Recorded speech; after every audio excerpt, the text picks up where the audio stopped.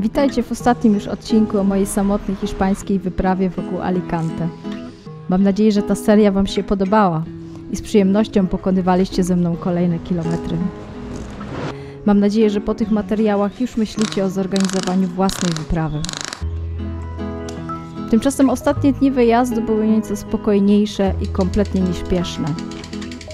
Po nocy spędzonej w hotelu spakowałam się i pojechałam na wzgórze zamkowe, by tam zjeść śniadanie z widokiem na miasteczko.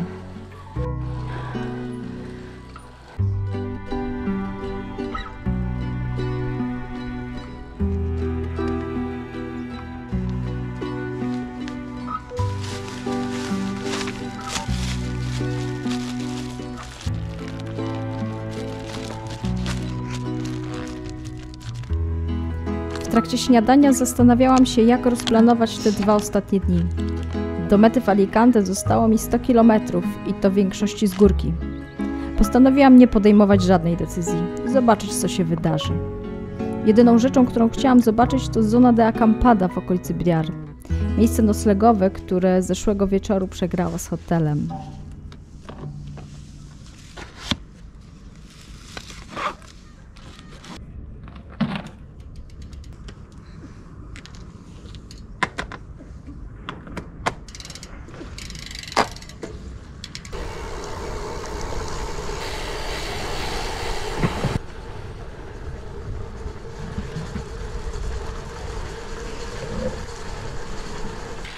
Podjechałam sobie do miejsca, w którym planowałam nocleg i muszę przyznać, że wygląda znakomicie. Łazienki, prysznice niestety zamknięte, ponieważ niezgłoszony był moja obecność tutaj, ale jest woda, jest miejsce, gdzie się rozbić. Ło, jak to wygląda. No. Informacja, że można palić butle z gazem, ale ognia już nie. No. Super miejsce, naprawdę piękne. Tak bardzo spodobało mi się to miejsce, że po chwili odpoczynku i wygrzewania się na słońcu postanowiłam zostać tutaj do następnego dnia.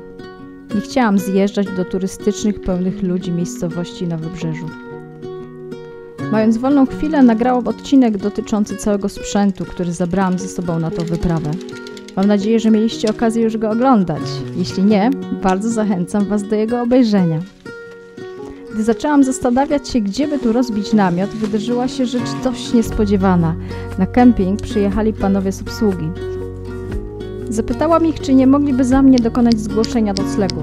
Okazali się tak pomocni, że nie tylko zgłosili mój pobyt, ale także otwarli toalety i włączyli ciepłą wodę. Zapowiadał się wieczór z ciepłym prysznicem.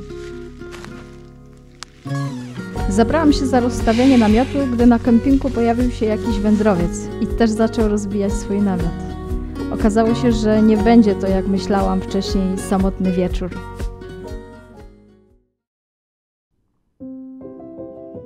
Poranek był dość rzeźki.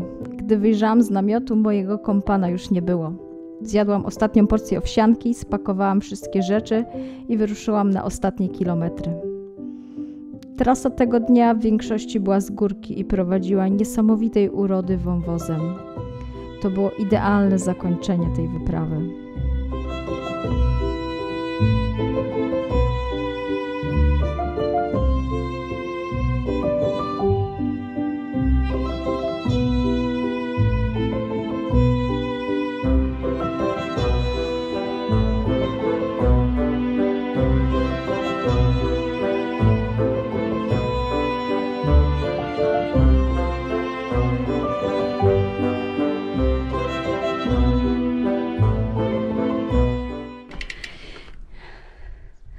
No i mamy morze.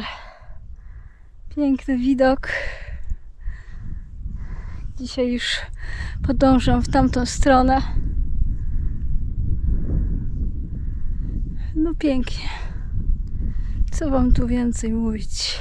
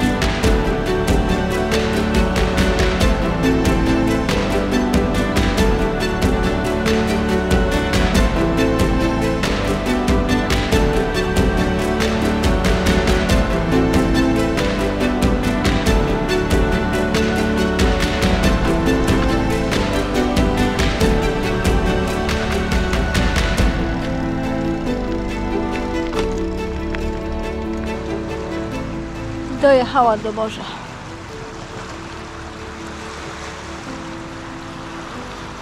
Pięknie.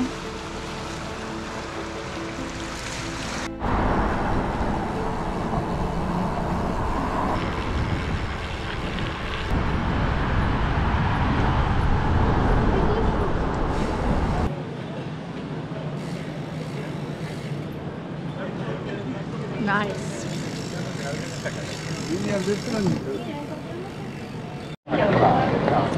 No i to niestety już jest koniec.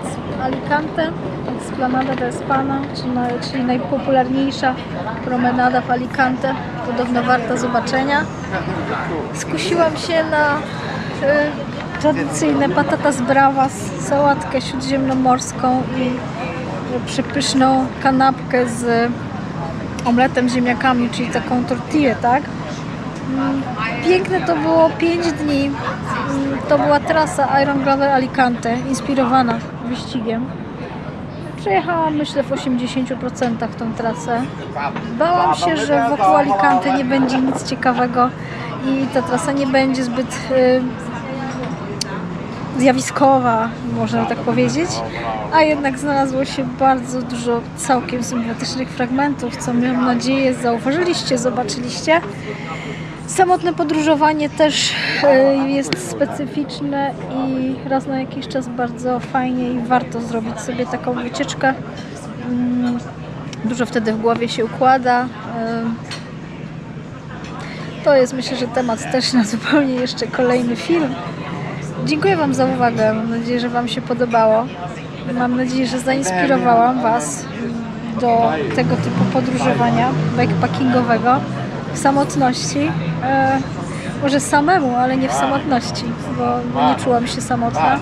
Z przyjemnością wracam do domu, do pracy. Dziękuję Wam za uwagę. Trzymajcie się i do następnego filmu. Cześć!